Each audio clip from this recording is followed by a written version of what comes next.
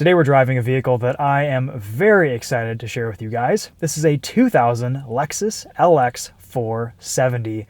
It's the Lexus version of the 100 series Toyota Land Cruiser. I'm here with substitute TheTopher. This is your friend's vehicle. He's been very kind to loan it to us today to test drive. Let's start it up. We'll walk you around it and we'll give you guys some driving impressions on the legendary LX 470. This one only has 292,000 miles on it, just getting started. It runs as good as new. Everything works, I think, except for the cruise control for some reason. And it's a pretty solid rig. It's a nice SUV. Yeah, we have automatic height control, the hydraulically controlled suspension. It's full-time four-wheel drive, a 4-speed automatic transmission. This 4.7 liter V8 makes 230 horsepower, revs to 5,000 RPM, and has 320 pound-feet of torque. It is the epitome of understressed and overbuilt. That's why these things last so long. Black paint looks fantastic. You can see pretty original front bumper and grille here with all the rock chips. You can tell that's about 300,000 miles of wear and tear. That's good. It's a clean vehicle though overall. It looks really nice. The first 90% of its life in Colorado. Okay. And then as soon as it came to Michigan, my buddy Dane took it to Crown, so it will be protected for the future. That's great. Yeah, there's just the tiniest amount of surface rust on the exhaust and a couple of suspension components, but it is a very clean LX. That's what you want. Yep. I love the earlier Lexus LXs with the gold badging. Yeah. It says just a little bit of patina on it. These were actually dipped in gold, weren't they? I have no idea. I'm pretty sure they were. I mean, that would be a baller 90s Lexus 2000s thing to do. Yeah. Split tailgate. Probably one of the best things about the Land Cruiser and the LX is you can use it as a shelf for tailgating, for sitting, for eating your peanut butter and jelly sandwiches. Yeah, I mean, this is a nice amount of space. He's done a third row delete. Normally you would have third row seats that would fold up. Yeah, they're in his garage. And yeah, you just take them out. Yeah. That is the nice thing about these LX 470s versus the newer 570s is that you can take the third row seats out and you just get a ton of room in the back of these. Yeah, so this is the rig we used to get the new front end parts for my GS 400. Oh, perfect. And we fit a hood and a bumper and 4 wheels in the back of this. My gosh. I mean, it was full up to the roof, but that's incredible. it did it. Got it done. Yeah, you don't need a truck when you've got one of these. Yeah. And I like that this has a little bit of a protector here so that stuff doesn't get in here. You can slide things in and out easily. I mean, this is about as utilitarian as you need an SUV to be. That's awesome. I love that. You can get a little pull handle right there. You know the tow rating on one of these? Probably about 6,500 pounds, thereabouts. Wheels are still in really good shape. We've got a massive 275 70R16 Michelin Defender LTX tires. Independent front suspension, solid rear axle. Chris, why don't you hop in and play with the automatic height control just a little bit. Right, Slam it to the ground and then lift it all the way up. So the cool thing about the LX versus the Land Cruiser is that it has this hydraulically controlled suspension. There are accumulators all around the vehicle. There's a hydraulic reservoir. And if you maintain the system, it works really well. So this is in its lowest setting right now. It's nice for access, loading things in and out, getting in and out of the vehicle easily. If you've got some big all-terrain tires in here, you've got a low parking structure garage that you're trying to get into, you can drive about 10 miles an hour in this mode.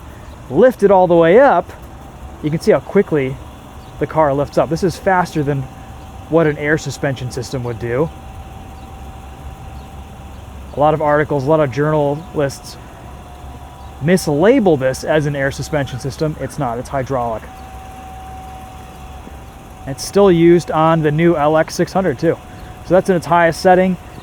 I mean, the great thing about the LX, in my mind, is that you don't really have to do anything to this to make it off-road capable. You don't have to throw a lift on here. You can rip all the AHC stuff out and convert it to just a regular suspension setup from a Land Cruiser or a lift kit or whatever. But honestly, that'd be kind of a shame because this is so versatile as it is.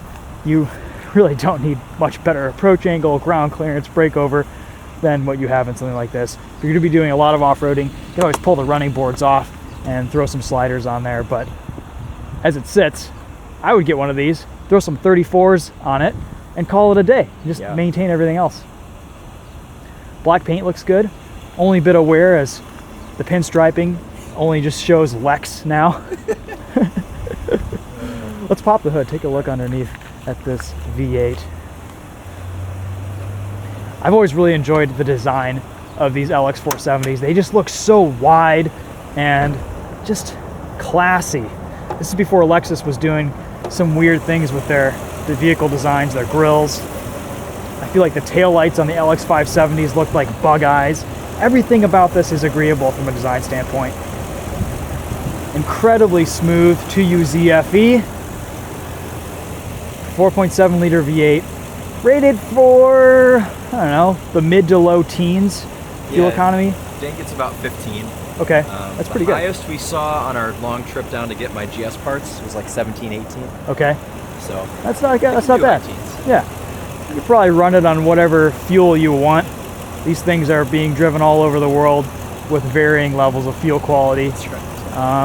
You know, power on initial impressions, we've already driven this a little bit. Power is smooth, the engine sounds nice. You'd think it would be a little bit asthmatic with only 230 horsepower and a 4-speed auto, but it gets up and goes just like any modern vehicle would.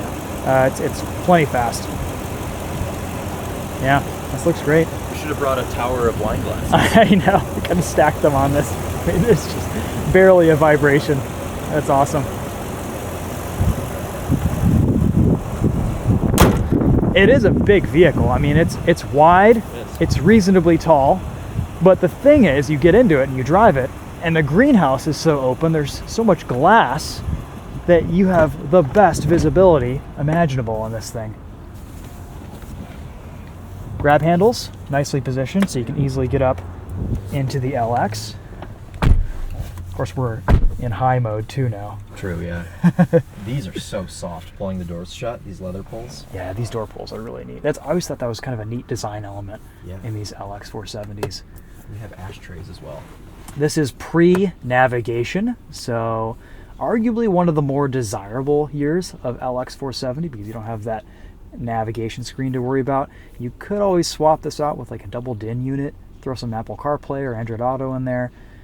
You said it would probably improve the audio quality of this Nakamichi. So this has a Nakamichi, yeah. And so he actually wanted an older model, like you just said, because the newer ones, I believe the climate control has something to do with the touchscreen as well, doesn't it? Isn't it? It's probably, yeah. Lexus started doing that in the 2000s. So he searched for an older one because he wanted this center setup. This is kind of the purists Land Cruiser and LX before screens and everything started kind of invading into car interiors. Yep. Exactly. Yeah, this is great. I mean, gosh, something you really have to appreciate in this LX is just how comfortable every single seat is in the car. I mean, everything is plush. It's got the right driving position, the heights of the armrests. You can rest your arm here on the window, low door sill heights. I mean, it's great. Yeah. Yeah. Lexus leather has just always been so soft and plush. And it ages so well. I mean, it does. For 300,000 miles, there isn't even really a rip in the seat. Okay, maybe that's coming apart just a little bit. But like you could clean this interior up beautifully. It's amazing. Yeah. Yeah. It's like the more it gets used, the better it looks. It just gets polished. Yeah, it seasons. It's like seasoning your pan, you know?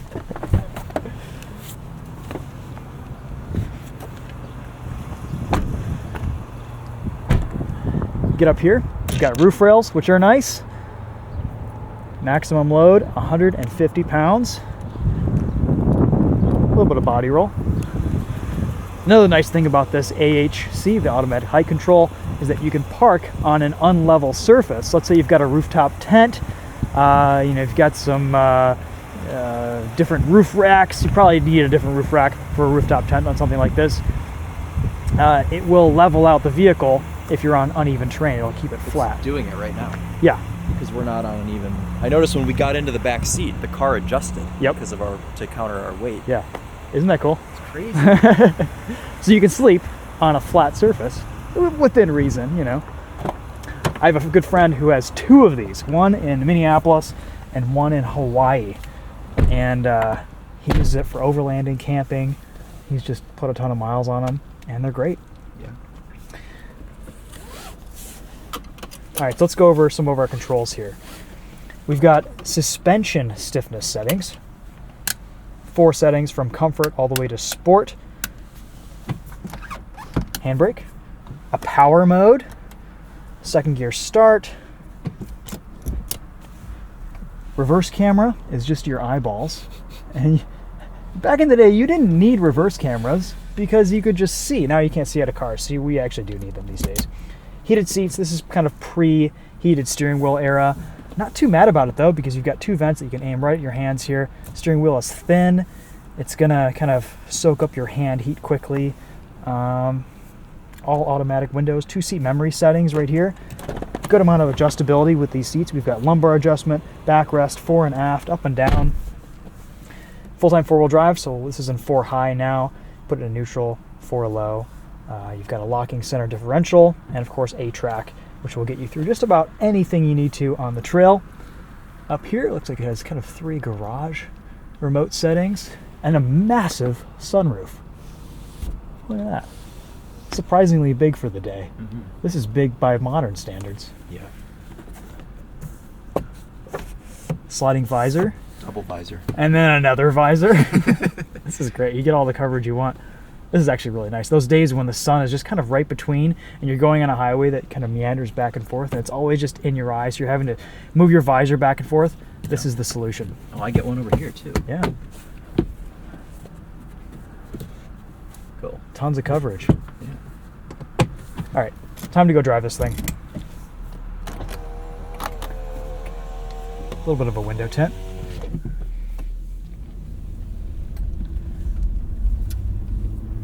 We are in high mode, and that disengages at about 20. Yes. Yeah, so you can still off-road at a decent clip with all the ground clearance you could want. You can see it going into normal height mode there. Happens pretty quickly. Let's see if we put this into comfort over the speed bump. That's great. Wow. So on the way in, we took that in sport, and it was not nearly as soft. Yeah, it makes a difference. Yeah.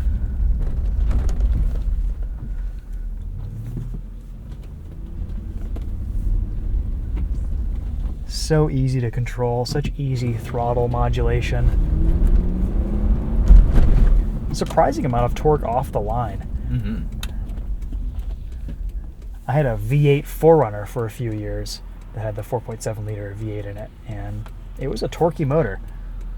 A little bit more powerful feeling than the 4.6 liter V8 that came in the GX460s later on.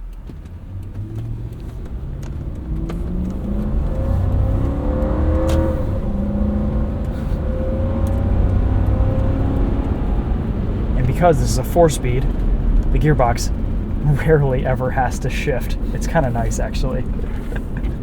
I like the sound. It sounds good, yeah. It's just a distant, confident rumble. That's good. We're going to put our suspension into Sport 1.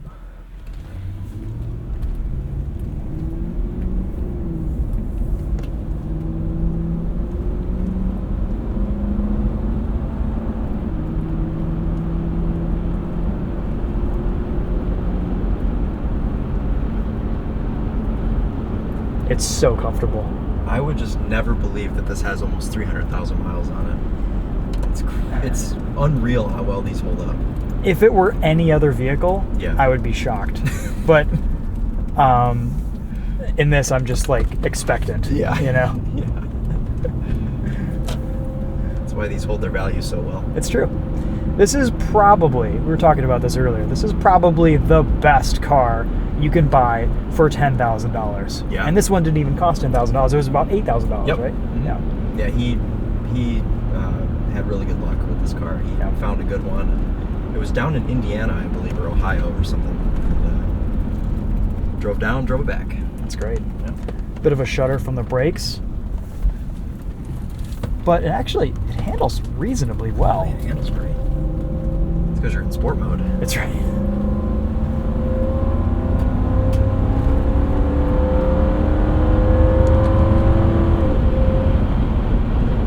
$5,000 RPM red line. That's all you need. That's all you need. Oh, man. Very little wind noise. mean, really the only sounds I'm getting from this interior is just leather kind of rubbing together. It's nice. Yeah. Yeah. It's the Lexus way. It sure is. This still feels a bit old school, and I like it for that. Yeah. I imagine the newer LX 470s, after the refresh, they feel a little bit more modern, a little bit tighter, maybe a little bit more cozy and distant, more, you're more cosseted in the driver's seat. This is a bit more, if you could call an LX visceral and engaging to drive. This is just the golden era of Lexus. It really was. Everything they were making at this time was just so good. I mean, the GS, the IS, the LS, the LX are all cars that I either have owned or will own someday. That's right. So, you know, I'd love to pick up one of these yeah. sometime. You could probably be convinced to co-own one of these someday. Me? Oh, yeah. Yeah, We could probably own this one. it's a good one. Yeah. Yeah. I don't know. I think I would always be torn between getting an LX or a Land Cruiser, because the Land Cruisers kind of have that cool factor. They just do. because they are a Land Cruiser. Yep. And that's actually what Dane was after. He was looking for a Land Cruiser, but then this popped up and it was so clean and it was a good deal. He ended up going for this. I think if you could find a really well-maintained LX with AHC that's been serviced, Yes. the LX is kind of a nice way to go, just because it has that system and it's so versatile and you can use it in so many different ways. It handles a little bit better on road. It's maybe not as sloppy around corners. You can lift it up, you can lower it down, and that is nice. But yeah, I can understand why some people would want the Land Cruiser, just a simpler machine, Yeah. less maintenance. That is really the only big difference. Yeah. Well, the suspension has certainly been maintained in this one. Yep. Because works an absolute treat. It rides great. I mean, it's a very sophisticated feeling suspension setup. One compression, and it's not bouncing around too much. It's not overly busy. Yeah. It feels good. It controls body motion. You've got some adjustment here around corners. Let's throw it into full sport mode and see how it handles. We'll even go into power. Lexus loved their ECT power buttons in this era. What does ECT stand for again? Electronically controlled transmission. That's right. Although this doesn't have, I think this is just power. This is power, okay. Yeah. It's not ectetera. It's not ect power. Ectetera. Ectetera.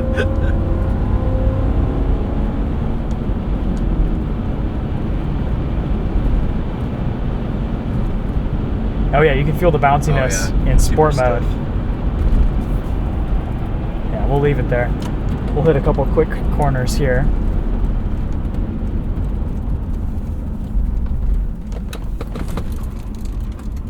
That's just a lot of body roll, but Yeah. once it settles in, it gets the job done.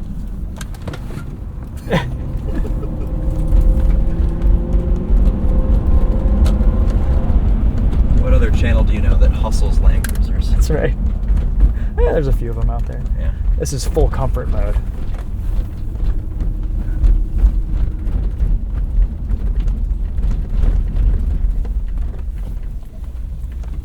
This is probably how I would drive it around. Yeah. Cozy mode. As you channel your inner James May. Oh yeah. Yeah, I mean, these older LXs and Land Cruisers, they're a little bit rattly, you know, compared to modern standards, but they're so charming. And, I mean, okay, it's got some rattles after 292,000 miles. Yeah. Chris. Darn. Unforgivable. Yeah, unforgivable. So, but I think just about every LX that I've driven, I've driven a couple others, and they all kind of feel about like this. Yeah. You just kind of get the idea that you could just drive this anywhere and it would get you there. Oh yeah. Long road trips, across country, wouldn't even have to take regular roads. Comfort mode around a corner. Bad. Not bad. Yeah, we took this on a 10-hour road trip Wow. Never skipped a beat. I was comfortable the whole time. Never got backache. That's great. The seat is just, I mean, you've got even more adjustability on your side. But the seats are a highlight. Like, they are so comfortable. Again, just the positioning of everything from, you can just rest your arm on the steering wheel. You can't do that in most cars these days. Yeah. And it's just the perfect driving position. You're up high, your legs are at the right, that perfect, like, kind of right angle, you know, maybe a little bit more. Yeah, very thin dashboard. Thin dash, perfect visibility. Yeah. They had it figured out. They really did. Yeah. Yeah.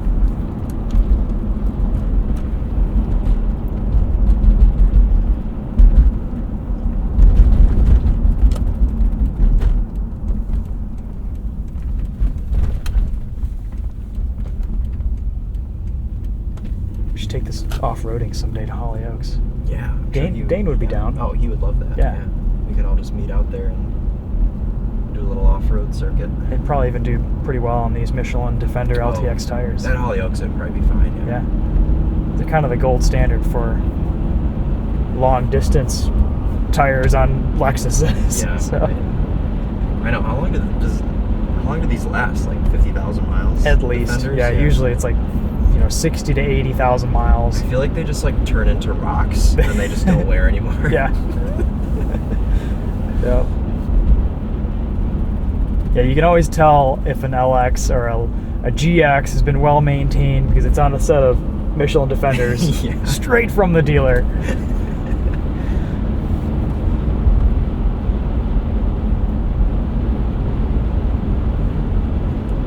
Alright, we'll take it through some corners here and get up onto the highway. Take it up to about 70, 80 miles an hour. Yeah. Just getting a little bit of a brake rotor vibration, but that's always easily addressed. Oh yeah. That's pretty typical in bigger, heavier, older SUVs.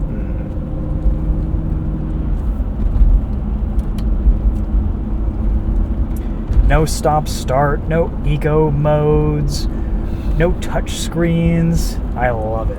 It's so great.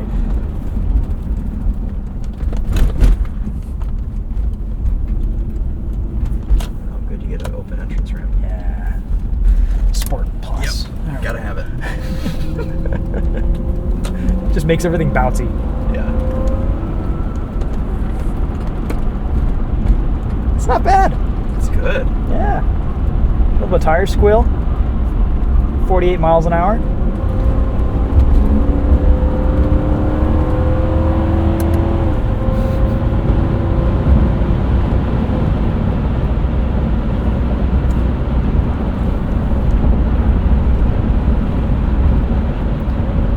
I mean, it just sits. Yeah. 2,500 RPM, about 73 miles an hour. There's still a little bit of torque in fourth gear here on the highway. Yeah, I shouldn't have to downshift to execute passes. Yeah. Very little wind noise.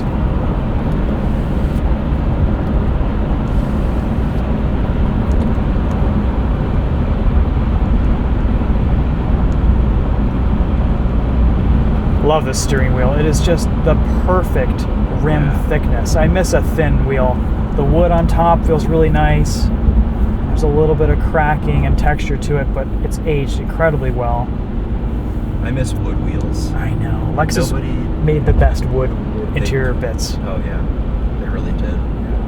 All the wood wheels now only have like little wood inserts because everyone's focused on a heated steering wheel, which is fine. Sure. I mean, I like a good heated steering wheel, but I miss the beauty of these like solid wood steering wheels. They feel nice too. They feel nice in hand. They do feel nice. Yeah. Nice They get a and little bit cold on like freezing mornings, but Yeah. you don't have to touch that. You can just touch the leather right here, and the perforated wheel is nice. It, doesn't hands don't get all clammy.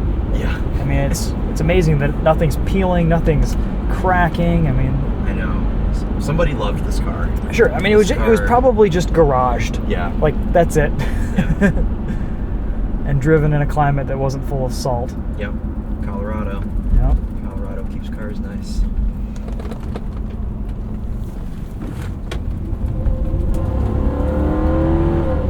Looks like steering angle as well. You don't have to like go hand over hand for a roundabout. I mean, yeah, it's still, you know, a slower steering rack, but Yeah. it's not excessive. Tons of adjustability here. The one thing that does break on these LXs and Land Cruisers is the tilt and telescoping motors. They just kind of act a little bit funky over time, but that's mostly from misuse. And you have to make sure that your heater T's are new and fresh, because those kind of degrade and cause issues. Okay. And that's about all I know. Yeah, the tilt on my GS400 is broken. Yeah. Telescope works, but not tilt. Yep. So. Yeah, he keeps his in like all the way forward and all the way up or something, so when he starts it, it doesn't have to move, because Nice. he's like scared it's gonna break. Yeah, So- it's understandable. But it's probably good to, you know, move it every once in a while. It is good to use it. Yeah. The misuse, the lack of lubrication is what kills them. Yeah. I can't imagine it's like horribly difficult to replace it if it breaks. No, You and- just have to remove some plastic down there. Honestly, I think maintenance is just lubricating it. Yeah. Yeah. All right, so what conclusions can we draw from our drive in this 2000 Lexus LX 470? What do you think, Chris? Best $10,000 luxury vehicle to purchase, I think because what that's it. BMW, what Mercedes, what Audi, whatever, is still going to drive this nice with 292,000 miles on it? I don't really think there's any. And if there are any, they've cost 4 times as much to maintain. So, I would agree. yeah, I mean, my E46 that I had with similar miles had like almost $30,000 of maintenance receipts That's to right. maintain a 3 Series BMW. So, This just has $30,000 worth of gas receipts. yes, that is Yeah. that is a thing with these. Yeah. Oh, Dane and I did the calculation, and it was like $60,000 or something. Yeah. Oh my gosh, yeah. Someone spent like the entire MSRP of the car in gas over the last 290K. But you know what it is? It's a first class plane ticket. It is. You're so comfortable. That's why these things have so many miles. All right, yes, they're very reliable. They're very dependable. People take them to the dealers and maintain them, and Lexus, you know, put a lot of engineering and effort into these. But the reason they have so many miles is people just can't stop driving them because they're so good to drive and so good to live with. Yeah. And I can see why. These seats are amazing. They're so comfortable. They're just like, I just want to just drive this vehicle forever, you know? So. This is kind of like the C5 Corvette in the way where nobody ever really sells them or buys them. They just kind of exist. That's right. It's very hard to find a nice one of these, because when people have them, like you said, they love them. They keep driving them, and they usually aren't willing to get rid of them. And a lot of the nice examples today, they have close to 300,000 They do. miles. 200,000 miles is considered low mileage on It one of is. these. And, you know, if you find one with under 100,000 miles, gosh, that's like 50 unheard grand. of. Yeah. They're like 50 grand. That's right. You have to do timing belts on these every 70, 80, 100K. That's a little bit of an expense, but not terrible. This one's been done recently. Yep. So, yeah, I mean, you know. A great thing, too, is these have been out forever. There's tons of documentation on YouTube, on forums. Everything that's gone wrong with one of these has gone wrong and have been talked about. Yep. You know, parts are probably a little bit pricey. The extent at which this LX has been overbuilt is almost like a commercial vehicle. Yeah. You look at the suspension components and they look like truck parts, like semi-truck parts or something, you know. It's really wild. So everything is really beefed up. You know, you see people driving on these with original suspension, 150,000 miles in. You know, you're going to experience regular maintenance, and this being an older vehicle, you're going to see some more costs associated with that. But as something to live with, it's very nice. All right, well, LX 470 fantasy realized. Excited to drive some more LXs and Land Cruisers. I want to get back into an LX 570 at some point. I think that'd be fun to compare to this. I could be convinced to go halvesies Yeah, on this one. on something. On something, yeah. Yeah, I've got a Ranger Raptor coming in soon. That'll be and first, and then when the warranty expires on that Ford product, or when you get annoyed with the infotainment. or when I get annoyed with the infotainment, or if it just catastrophically fails. Yeah. In Ford fashion, then I think LX is going to be the way to go. Just keep it for the next 30 years. Yeah. Ugh.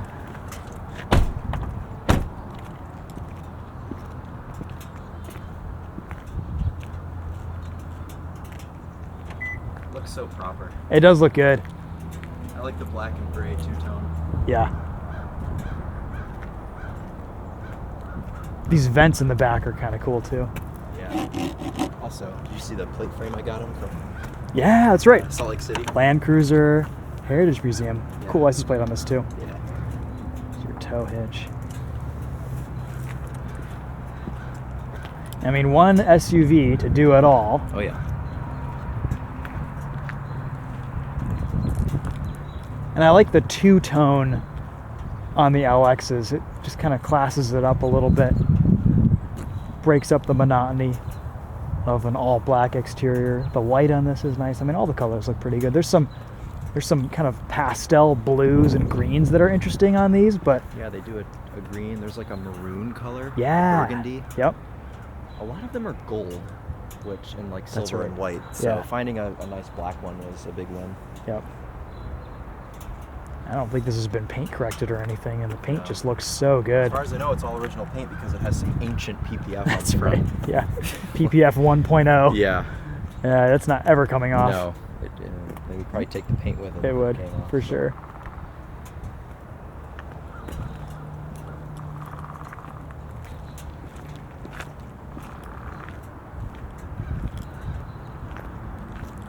All right, guys. Well, anyway, that's going to be it for this one. Thanks so much for watching. Thanks to Substitute Topher and for the owner, Dane, for giving us this LX 470 for a couple hours to test, review, flog a little bit.